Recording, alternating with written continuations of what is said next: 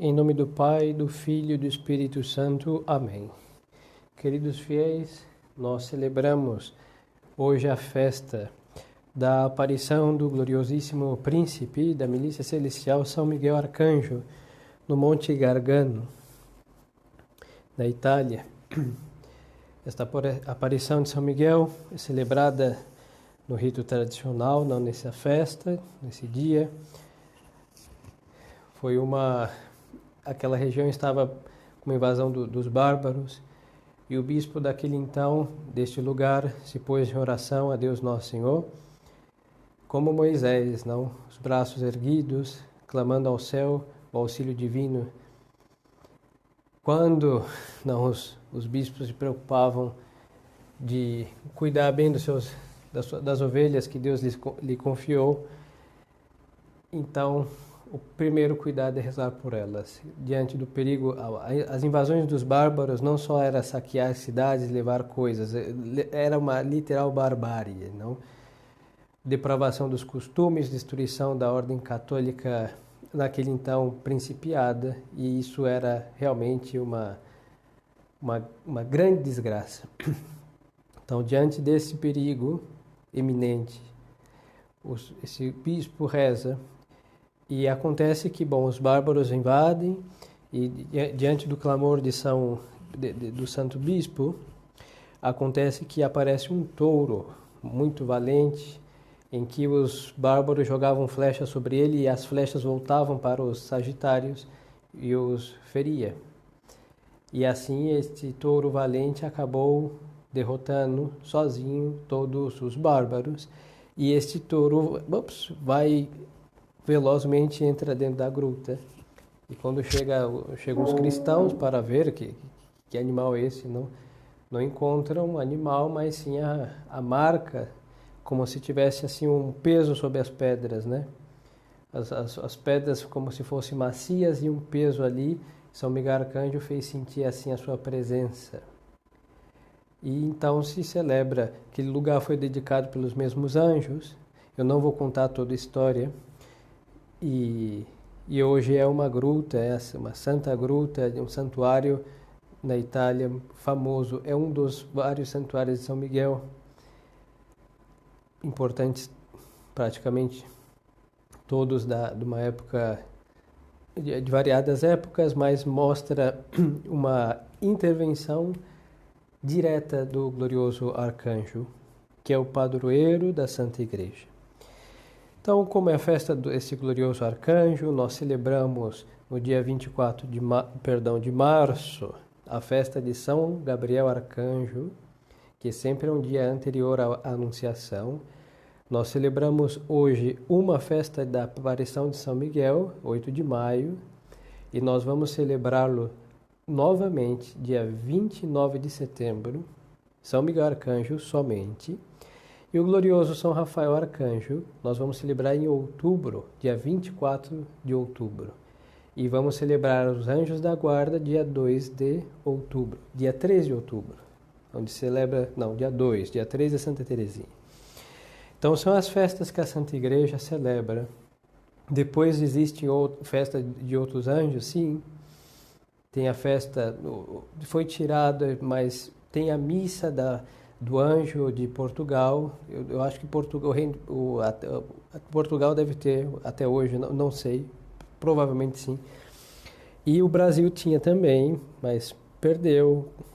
Pelo menos não vejo ninguém celebrar, não.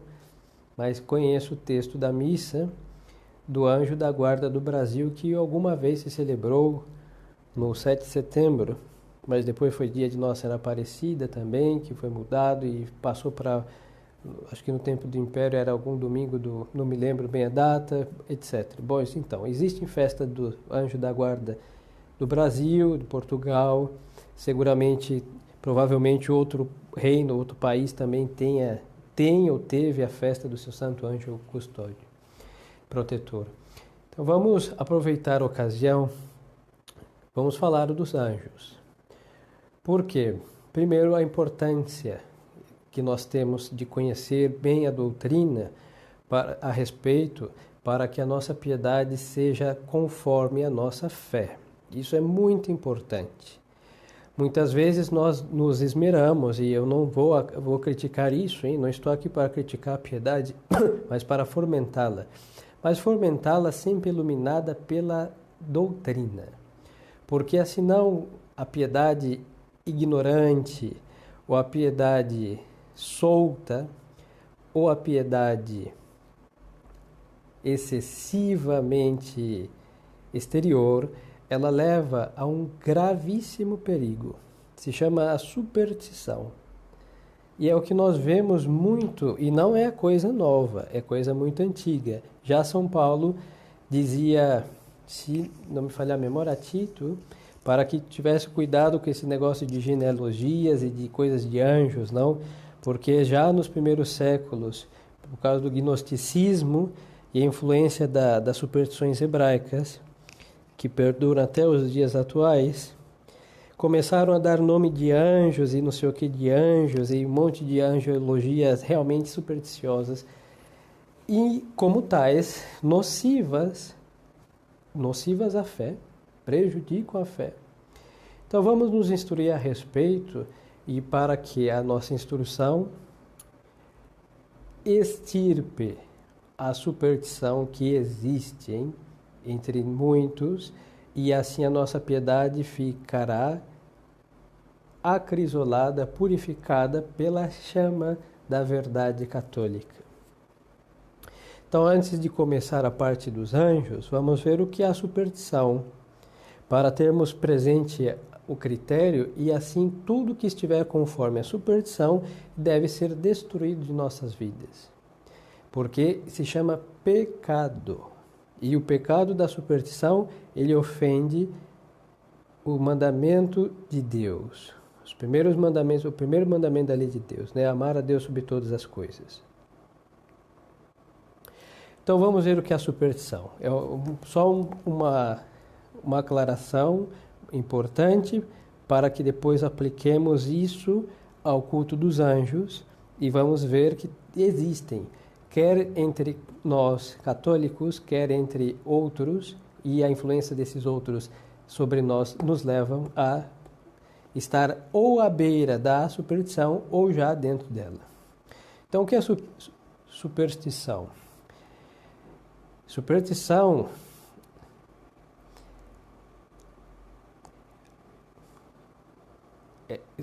vamos aqui, antes de chegar vamos seguir aqui o texto. Peca-se por superstição quando se honra a Deus de um modo indevido, um culto indevido, ou quando se tributam honras divinas a uma criatura, ou seja, uma honra divina dada a uma criatura. Então, adorar como Deus, qualquer coisa que não seja Deus, porque Deus não é uma criatura. Honra-se a Deus no modo indevido quando ao culto do verdadeiro Deus se unem erros religiosos ou fraudes. Vamos repetir. Honra-se a Deus, o Deus verdadeiro, do modo indevido, quando ao culto do verdadeiro Deus se unem erros religiosos ou fraudes, ou quando se honra a Deus com cerimônias vãs, espalhafatosas e ridículas. É um culto vão. Como que vai ser? Vamos seguir o texto e vou explicar um pouco essa primeira parte, que é um pequeno, em realidade, um grande parênteses, para entendermos o que é e depois vermos no referente aos anjos e encontrar essas superstições e extirpá-las de nossa vida católica. Porque elas não pertencem, nenhuma superstição pertence à nossa fé. Peca-se por culto falso de Deus quem pretende honrá-lo com cerimônias do Antigo Testamento. Por exemplo, isso é muito próprio do protestante. Então, peca por culto falso de Deus quem pretende honrá-lo com cerimônias do Antigo Testamento, por exemplo. Quem inventa milagres, quem inventa visões, revelações, quem expõe a veneração dos fiéis relíquias falsas, quem o desonra com ações indecorosas. Estes pecados são graves, ou seja, absolutamente graves e não têm desculpa. Tudo. É o que em teologia moral nós dizemos ex genero suo, ou seja, de todos os... Ele é gravíssimo, não tem atenuantes aqui. Muitas vezes, porém, são veniais somente por causa da ignorância e da simplicidade de quem os pratica por causa da insignificância do objeto. Então, vou lhes dar um exemplo. Por exemplo, é verdade que tem orações que tem uma quantidade de vezes que nós temos que fazê-las, certo?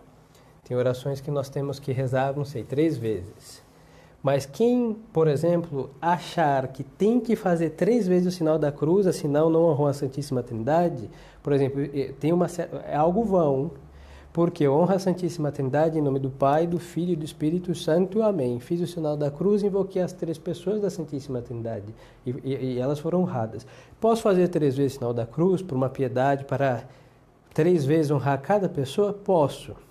Mas se eu colocar essas coisas quando elas não estão, por exemplo, no rito oriental, existe muitos sinais da cruz, e eu tenho entendido que muitos são um seguido do outro por causa da Santíssima Trindade.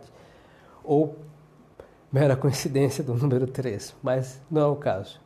Mas quem achar que tem que dar 3 sinais da cruz, fazê-los, ou tem que beijar 3 vezes o rosário para honrar os dolorosos, gozosos, bom, começam coisas supérfluas, coisas excessivas, e que vão beirando a superstição. Porque começa, primeiro, um problema que às vezes é uma questão um pouquinho psicológica, não? A gente maniática tende a inventar coisas. E estas invenções da criatividade também é canalizada na piedade. Então tem pessoas que têm certas manias, isso tem que ser tratado com um psicólogo, mas tem gente que coloca estas manias junto com um defeito de fé para ser mais católico do que toda a cristandade, ou se acha, pelo menos, ou porque acha que tem que ser assim e acaba criando uma piedade personalizada, excessiva, cheia de vaidade, coisas vãs. Agora também o culto de falsas relíquias, hoje é muito comum, por causa sempre se cai de um extremo a outro, não? Outrora, quando todos tinham muita devoção pelas sagradas relíquias, o que acontecia? Existiam muitas falsas relíquias, justo para mercenários, não, que buscavam vender, comercializar relíquias, quer verdadeiras, quer falsas. Não tendo as verdadeiras, falsificavam. Hoje, as duas coisas. Por causa do desprezo que o concílio, a era pós-conciliar, tratou as sagradas relíquias, o que aconteceu? Caíram no abandono, no desprezo. Muitas foram parar no lixo. Hoje, nos últimos 10, 15 anos, voltam a venerá-las e se veneram relíquias que às vezes a gente nem sabe de onde saíram, às vezes nem são de santos verdadeiros, e às vezes são coisas que tocou a relíquia, é o paninho que tocou o outro pano, que estava dentro de um saco plástico, que a sua vez passou dentro da igreja onde São Camilo rezou uma missa, e aí então tocaram isso no que foi tocado, que um dia São Camilo esteve, e chamam de relíquia de ou 3º grau, a terminologia moderna, ou de 3ª classe, como chamamos tradicionalmente. Então, é absurdo. Isso não é relíquia nem com a mais firme e imensa fé que se possa ter. Então começam essas coisas. Então, isso daqui também é um culto supersticioso, porque eu vou estar honrando como uma verdadeira relíquia uma coisa que objetivamente não é. Então, tem uma falsidade nesse culto. Estão me enganando. Então, o culto que engana é supersticioso. Tem fraude, tem erro, tem mentira. Não está de acordo com a verdade.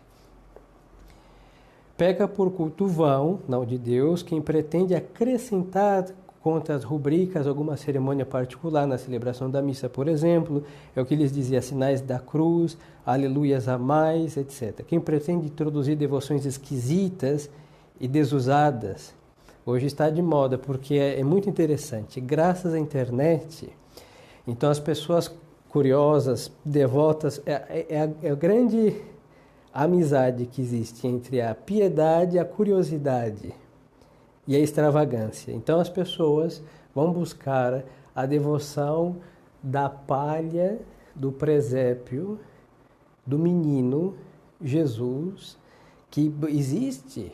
Lá na Terra Santa se venera o presépio do menino Jesus, perdão, lá em Roma, que está na Basílica Santa Maria Nossa Senhora, não em Roma, perfeito.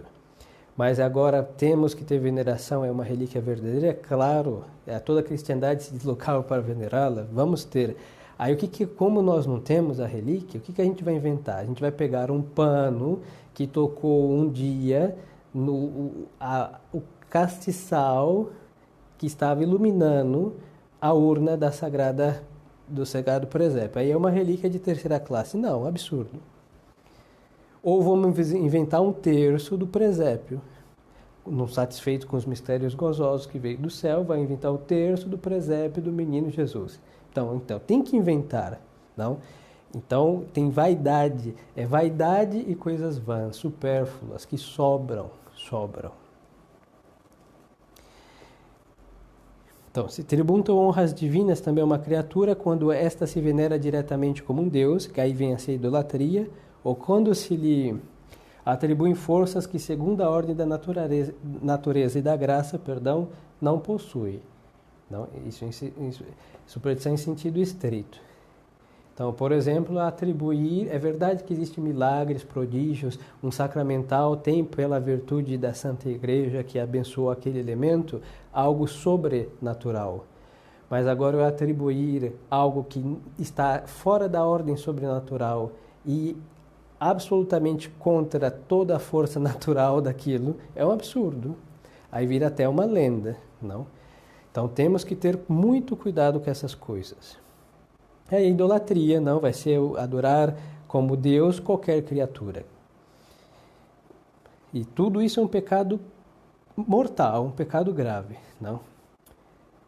Depois vamos ter outra parte da superstição, que também os anjos, no sentido do erro doutrinal referente, meteram eles aqui, que é a superstição no sentido estrito, pratica-se pela adivinhação e magia, né, o sortilégio.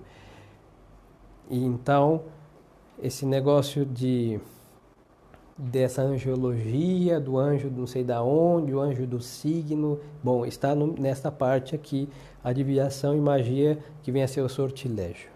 Bom, esta é a pequena introdução sobre a superstição. Então, vamos ter presente sempre, isso deve reger toda a prática de piedade. Quando tiver alguma coisa que estiver conforme a superstição, é porque ela está errada. Então, as pessoas, nós católicos, às vezes, não é que tenhamos a intenção supersticiosa, mas, assim, olhando por fora, sim. Vou dar um exemplo. As pessoas, os senhores conhecem o padre, gosto muito dos sacramentais de acender vela. E até as velas, quando não são bentas, servem para honrar os santos, o anjo da guarda, hoje foi São Miguel. Hoje também se honra Maria Santíssima, Nossa Senhora do Rosário, da cidade do Vale de Pompeia, não? O santo de devoção, etc. Então, se pode acender uma vela para um santo, um anjo da guarda, um anjo do fulano, um anjo do Brasil, precisamos acender muitas velas. Aí está o muitas. Então, as pessoas não sabem que não é a quantidade que vai encher os olhos do anjo e falar, nossa, quanta vela, eu vou já ajudá-lo. O anjo não precisa de nenhuma delas. É o ato religioso que está por trás de acender a vela que é agradável a Deus e aos seus santos. Não é a vela em si mesma. É verdade, se é uma vela benta, o que vai acontecer? Vai acontecer que tem um efeito sacramental, enquanto arder aquela chama, aquela cera benta, vai afastar o diabo, as enfermidades e muitas outras coisas, certo? Isso é uma coisa. Agora, eu preciso acender 7 velas bentas? Por que 7? Quando eu vou acender uma vela para Nossa Senhora, não sei, Aparecida, eu tenho que acender 15 velas? Por que 15? Uma por cada mistério do Rosário. Poderia, muito bem, está muito místico. Mas por que 15? Não? Por que tem que ser um maço que tem 8? Não? Eu prometi. Se pode fazer uma promessa, um voto de acender tantas ou quantas, mas temos que ter cuidado com essas coisas. Não é um número que vai encher, não tem uma balança do céu que pesa a cera que queimamos para falar agora sim, foi generoso. Não, é a devoção da alma. um toco de vela, assim, é verdade que ninguém vai oferecer um toco, mas suponhamos que é o único que se tem, que se acenda com devoção, vale mais do que 1 quilo aceso, que se acenda sem devoção. O que vai pesar é a nossa fé e devoção, e não a quantidade. Então, muitas vezes está à beira da superstição a quantidade de coisas. Mas vamos lá, os anjos. Agora vamos ver o culto dos anjos, a existência dos anjos na Sagrada Escritura, os Santos Padres, o magistério da Santa Igreja. Vamos ver também a imaterialidade dos anjos e vamos chegar até onde a introdução vai nos levar, alguns erros gravíssimos referente à doutrina, à teologia sobre os anjos.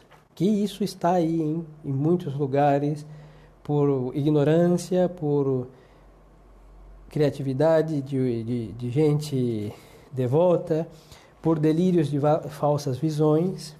É a grande desgraça pós-conciliar é que, como deixar o sobrenatural, então o preternatural fica solto. É o diabo que tem um guarda-roupa, que tem roupa de anjo, tem roupa de santo, tem roupa de Nossa Senhora, e se disfarça, hein? É o carnaval de Satanás, desde o Vaticano II até o presente, que ele se diverte se disfarçando de anjo, de santo e etc.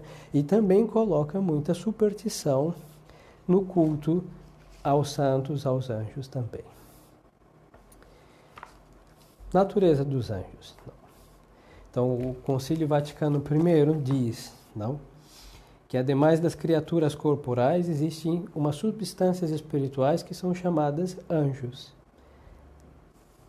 A existência dos anjos foi negada pelos saduceus, e nós vemos aqui no primeiro capítulo, no Atos dos Apóstolos, capítulo 23, versículo 8, E depois o materialismo e o racionalismo de todas as épocas. Os racionalistas modernos consideram os anjos como personificações de atributos e ações divinas, ou veem na angelologia judeu-cristã divindades de um culto politeísta anterior ao mosaísmo, que teriam sido rebaixadas da altura de semideuses pelo triunfo da ideia monoteísta entre os hebreus, ou elementos tomados das ideologias pérsicas e babilônias. Isso daqui quem diz são os racionalistas modernos. Absurdo. Totalmente absurdo. Ninguém em sã consciência acha que um anjo é um semideus. A Sagrada Escritura prova a existência dos anjos e é afirmada em toda a Sagrada Escritura. São designados já no Gênesis. Nós temos aqui o capítulo 16, versículos 7 e 9, Gênesis 19, versículo 1, 15, o capítulo 21, versículo 17, o capítulo 22, versículo 11 e muitos outros capítulos do Gênesis. Temos os Salmos, Daniel, Esdras, Tobias, desde o Gênesis ao Apocalipse. O Apocalipse tem muitas vezes são mencionados. Então está do princípio ao fim da Sagrada Escritura a presença dos anjos, da intervenção angélica como servidores, ministros de Deus Nosso Senhor. E a Sagrada Escritura os designa com o nome habitual de mensageiro, angelos, vem da palavra grega, quer dizer enviados.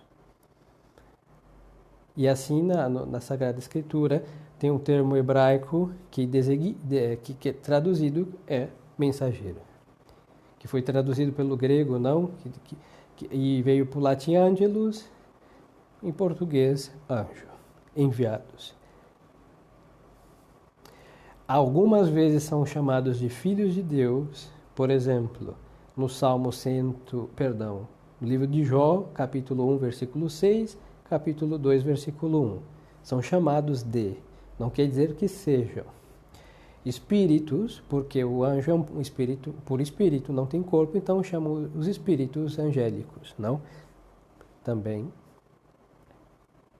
Santos, por exemplo, no livro de Daniel, capítulo 8, versículo 13.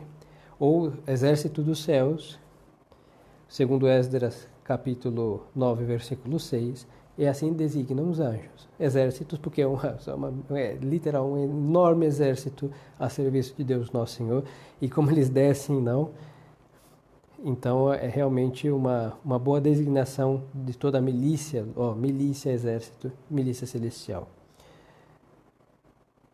E depois nós temos somente três, e nem o mais, nem o a menos que nós conhecemos o nome pela revelação da Sagrada Escritura e tradição da Santa Igreja, que é São Gabriel, que aparece no livro de Daniel, no capítulo 8, versículo 16, no 9, versículo 21.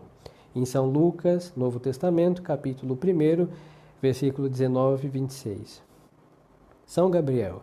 Depois nós temos São Miguel, que aparece no livro de Daniel, capítulo 10, versículos 13 e 21, capítulo 12, versículo 1, a carta de Judas, versículo 9, porque só tem um capítulo, e Apocalipse, capítulo 12, versículo 7, que é mencionado Miguel, não?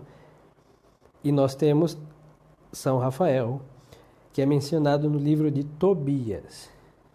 Por exemplo, Tobias 3, versículo 25. Então, somente estes três que nós conhecemos o nome com certeza vindo da Sagrada Escritura, da revelação infalível mantido pelo magistério da Santa Igreja, pela tradição, pelas festas litúrgicas que ao princípio lhe citava, e não existe outro com nome.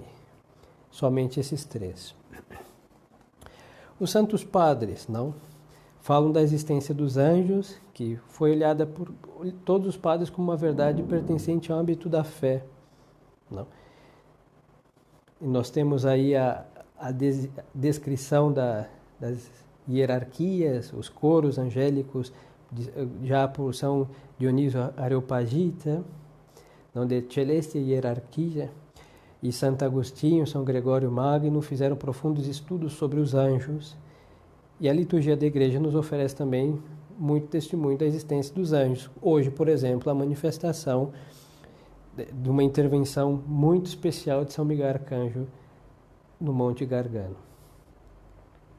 E o magistério da Santa Igreja, nós estamos na existência dos anjos. O Quarto Concílio de Letrano e o Vaticano I declaram que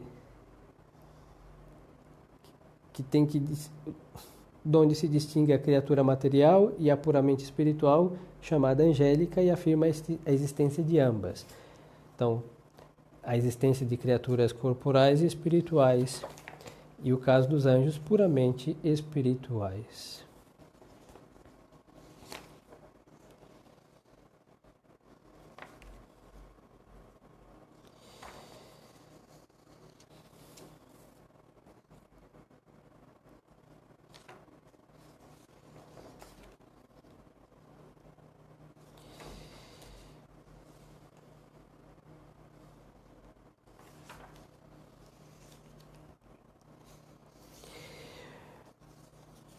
Então, nós sabemos pela revelação divina,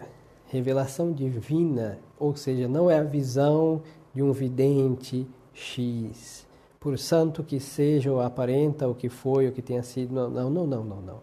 É a palavra de Deus, do Deus verdadeiro, hein? Não é a palavra que chamam viva de Deus, não, é a palavra do Deus verdadeiro que se manifestou, que se revelou na Sagrada Escritura, infalível.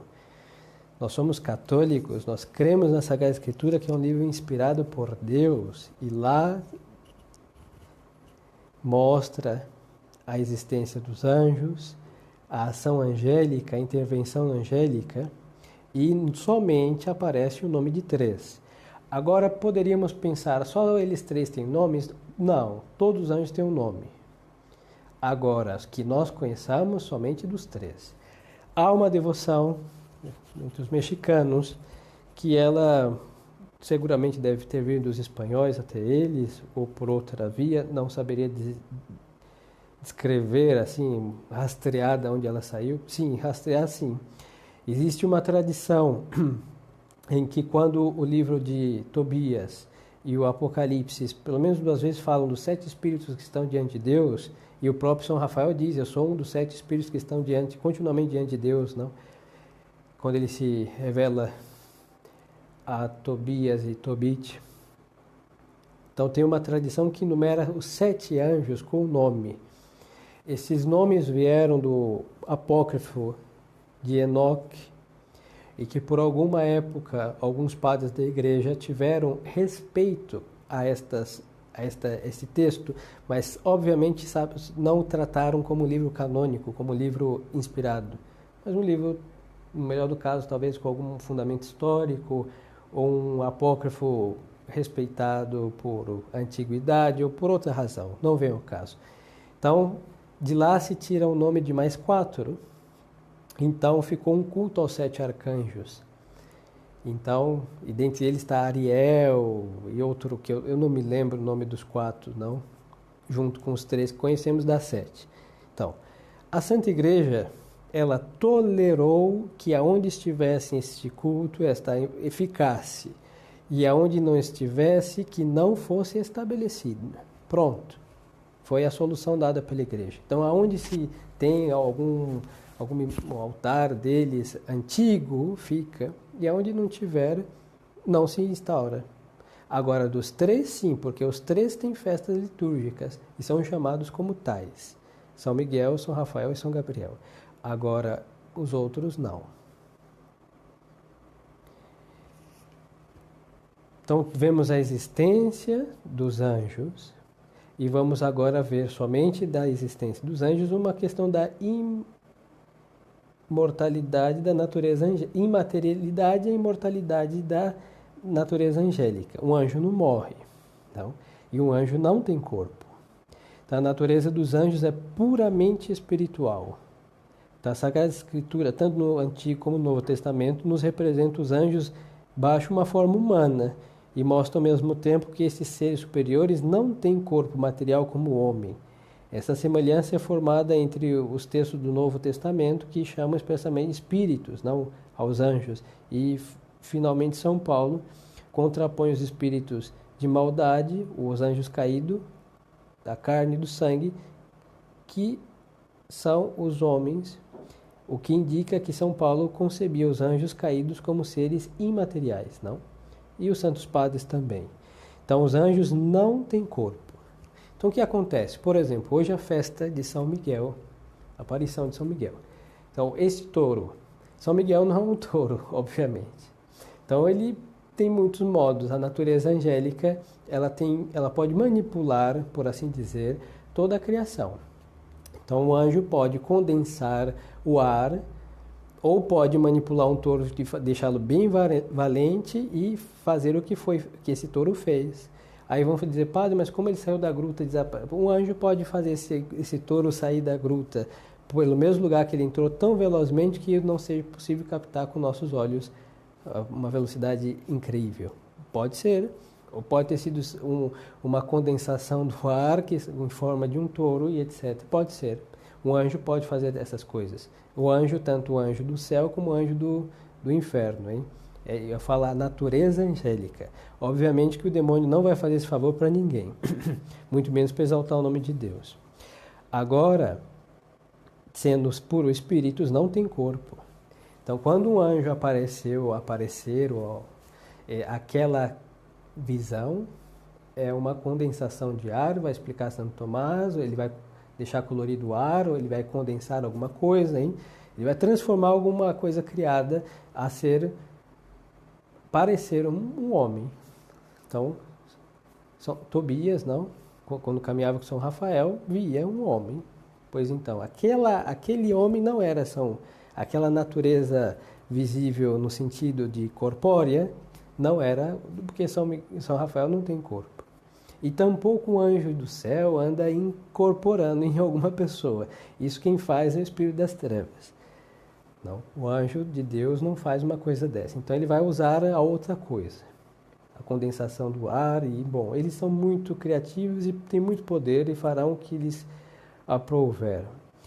Mas não tem corpo. E como tais são espíritos e como espíritos são imortais. Deus criou todos os anjos Quando Deus criou, não nasce mais anjos, hein? E não morre anjos. O número foi criado, estabelecido e assim estão. Não existe parto, não tem procriação, porque tudo isso pertence ao corpo. E eles não têm esta possibilidade de procriar. E de morrer, tampouco. Isso é próprio de um corpo também. São numerosíssimos, não? Vou seguir aqui, sobre a natureza dos anjos, que nos ensinaram. Seguimos Santo Tomás, está feito de modo muito belo. E aqui o próximo artigo vai falar que são numerosíssimos. Isso está no livro de Daniel, não, que diz que milhares de milhares o serviam, não?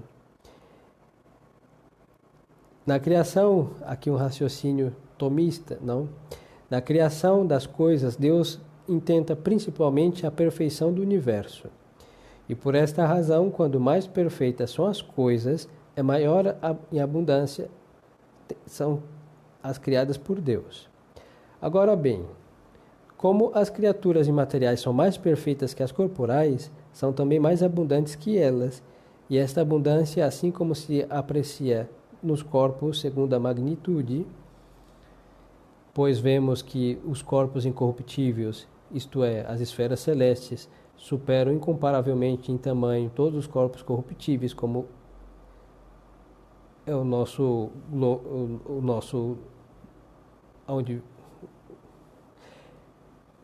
como é o nosso, não? E os seres incorpóreos se aprecia segundo a multidão. Portanto, é racionável que os anjos, enquanto as substâncias imateriais, existam em grau sumo de multidão, excedendo por número as criaturas materiais, quase sem comparação. Então, o que está dizendo Santo Tomás? Que os seres perfeitos são mais numerosos.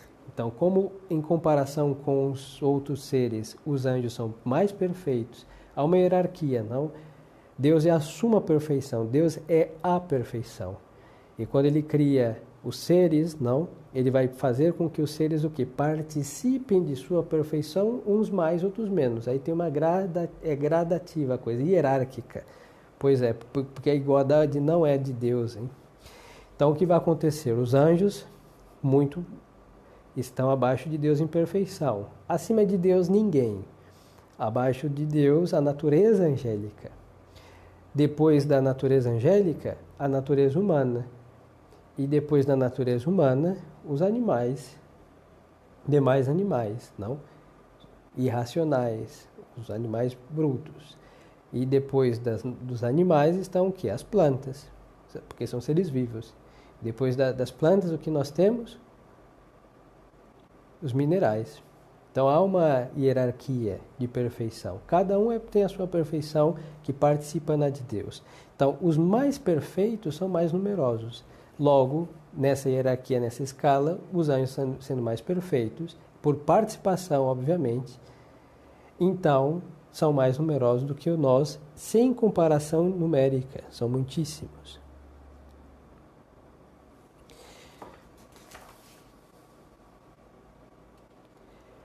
Os anjos são incorruptíveis, não? Então vai dizer aqui o mesmo raciocínio tomista, não? A partir do seu ser e a partir da sua operação. Então vamos ver, seguindo Santo Tomás. A partir do seu ser, se tem corrupção quando a forma se separa da matéria. Agora bem, como o anjo não tem matéria, por ele mesmo ser sua própria forma subsistente, é impossível que a sua substância seja corruptível. É impossível. Então o anjo não morre. Se os senhores ouvirem alguma aparição de alguém que diz ter visto uma Nossa Senhora da última notícia, que vai dizer, olha, nem conto para os senhores uma nova, morreu o anjo da guarda do Brasil. Se fosse para morrer, ele já teria morrido, não? Há muito tempo atrás. E agora ele teria muitas razões para ter um infarto, mas não tem coração, não tem, graças a Deus ele não tem. Por isso é uma vantagem dos anjos. não pode morrer. Deus poderia tirar a existência de um anjo em virtude de sua onipotência absoluta? Sim. Hein? Deus faz assim e o anjo desapareceria. Mas em potência ordenada, Deus não cria uma coisa, um ser imortal para destruí-lo. Não. Quem é capaz de fazer isso, né? Esses absurdos, não seria sábio, não seria a sabedoria. Não. Então Deus tem uma sabedoria, onipotência ordenada. Então Deus não vai tirar, se fosse assim, o Satanás não existiria.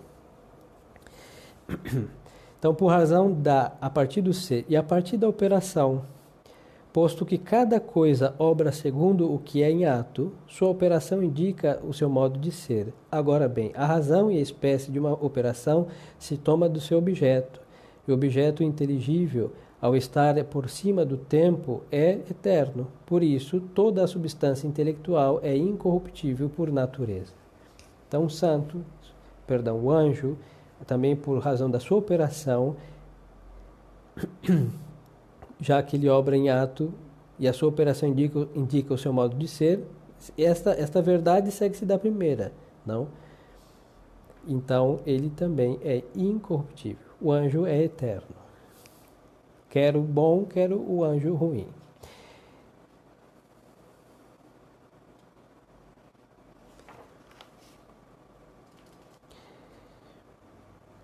Então, com essas aclarações, não todas tomistas, vamos então aplicar aos anjos. E quando nós falamos anjo, nosso anjo da guarda, hein, não tem nenhuma exceção entre a natureza angélica, que é assim como nos explica Santo Tomás de Aquino. Pois então, para não nos estendermos mais, em outra ocasião, outra festa teremos outras festas, outros sermões. Em outra ocasião, continuaremos o tema mais sobre a natureza dos anjos. Mas agora vamos ver, como havíamos dito, sobre aplicar a superstição referente aos anjos. Então, existem muitas influências esotéricas, principalmente na questão do anjo da guarda. Todos nós temos um anjo da guarda. Isso daqui nosso Senhor mesmo disse no Evangelho, hein, que quem escandalizasse um dos pequenos, não o seu anjo, que estão vendo incessantemente a face do Pai que está nos céus, etc. Pois então, palavras de nosso Senhor, é claro que nosso Senhor está dizendo, não é uma parábola, são palavras, uma sentença de nosso Senhor. Então, os anjos daquelas crianças estão vendo. Logo, toda criança, todo tem um anjo da guarda? Sim, temos. Temos um anjo da guarda. Desde o momento do nosso nascimento, ele cuida da gente. Antes do nosso nascimento, quando a gente está na barriga da nossa mãe, quem cuida de nós é o anjo dela. Isso vai explicar Santo Tomás. Por isso, no dia do nosso nascimento, nosso aniversário, deveríamos honrar um pouquinho mais nosso anjo da guarda. Nos lembramos de nós, do bolo, presente, essas coisas, principalmente as crianças. E deveríamos acender aí uma velinha, uma vela, rezar uma oração devota ao Santo Anjo, que, conforme fazemos aniversário, são tantos anos de cuidado dele para conosco. Pois então, os anjos,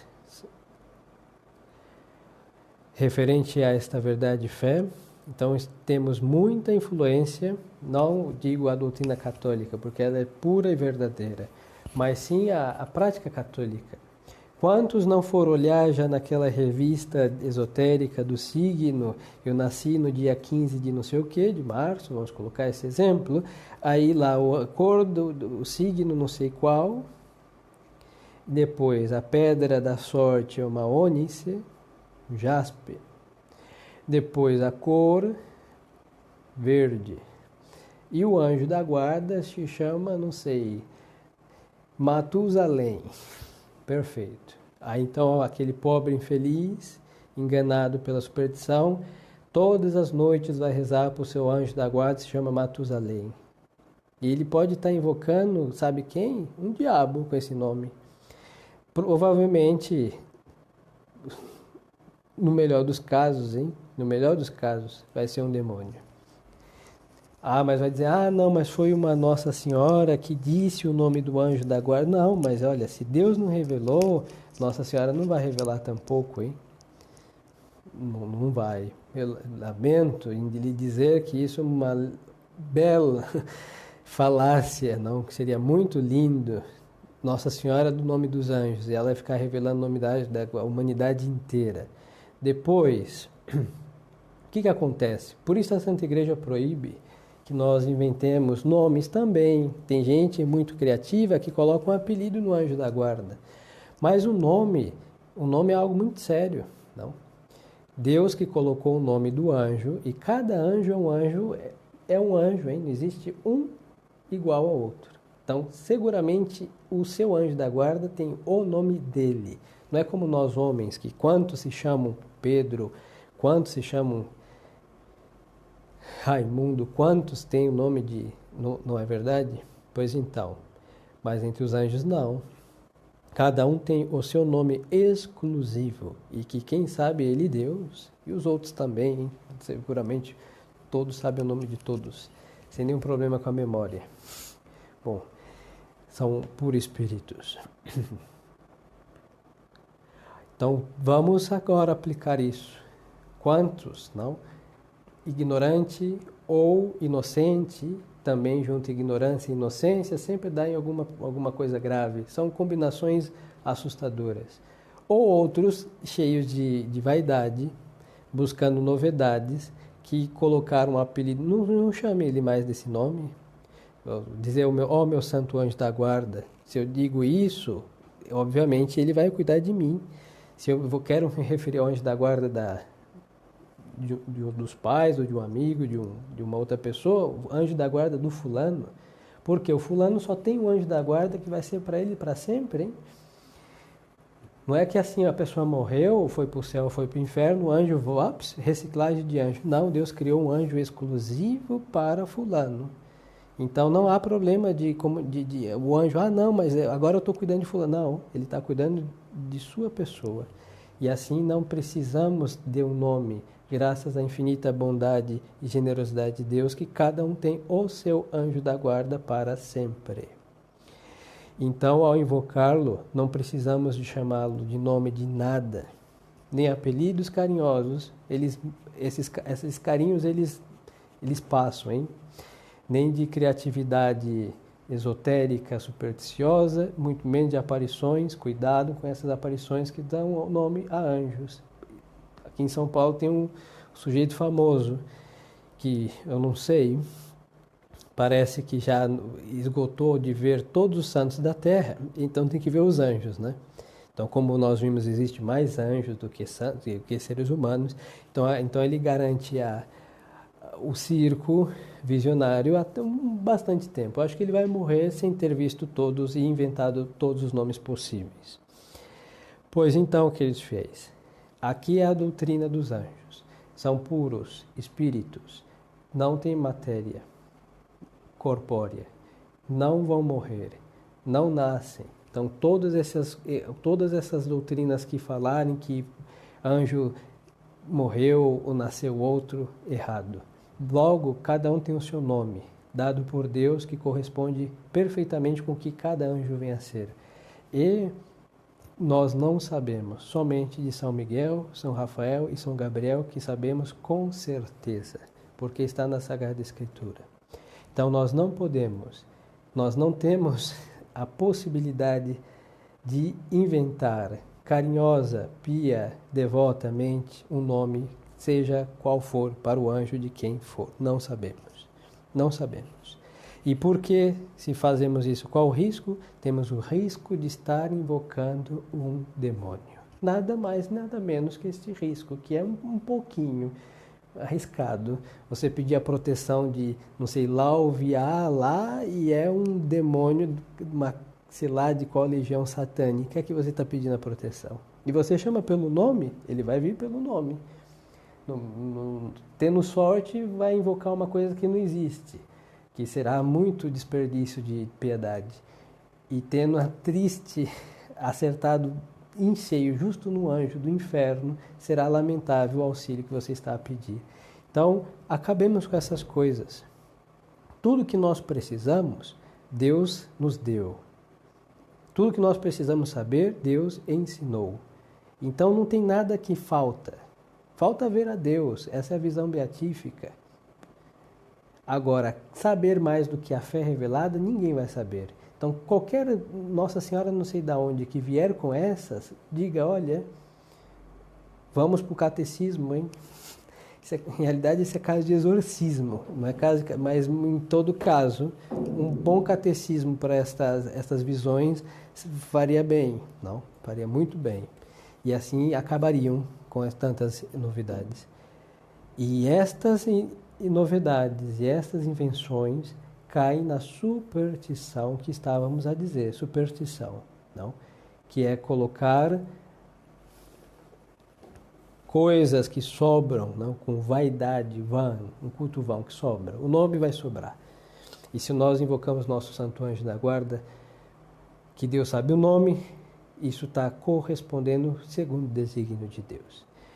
Depois desta prática de colocar nomes que são todos supersticiosos, não salvo São Miguel, São Rafael e São Gabriel, também outra superstição. Acender velas com cores para anjos X e Y. Isso daí não existe, hein? Na fé católica, na prática católica, liturgicamente, no sentido muito estrito, assim, não é uma coisa que é um pecado, mas é um costume.